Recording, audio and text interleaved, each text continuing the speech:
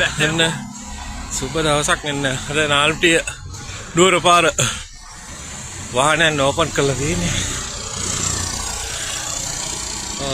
දැන් යන්න පුළුවන් සියලු දෙනාට.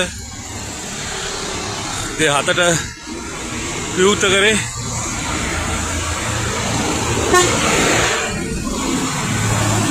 එක ලයින් එකකට දැනට යනවා. දැන් පස්සේ ලයින් දෙක ඕපන් වෙයි.